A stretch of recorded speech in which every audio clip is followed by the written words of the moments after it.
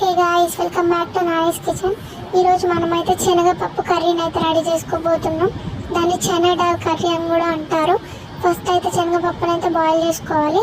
అంతలోపు ఇక్కడ ఇంగ్రీడియంట్స్ అయితే చూసేయండి. ఫస్ట్ ఆయిల్ అయితే వేసేసుకొని అందులో ఆవాలు జీలకర్ర వేసేసుకొని మంచిగా కలిపిన తర్వాత మనం కట్ చేసి పెట్టుకున్న ఆనియన్స్ అన్నీ కూడా వేసేసుకొని మిక్స్ చేసుకోవాలి. దాని తర్వాత చిటికెడు పసుపు వేసుకొని మంచిగా మిక్స్ చేసేసుకోవాలి.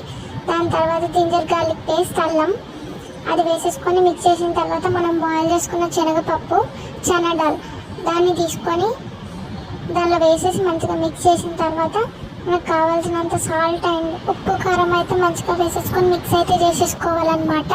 మిక్స్ చేసుకున్న తర్వాత ఇందులో అయితే నేనైతే 2 గ్లాస్ ఆఫ్ వాటర్ తీసుకొని అయితే 6 to 7 minutes సిమ్లో మంచిగా కలపాలన్నమాట.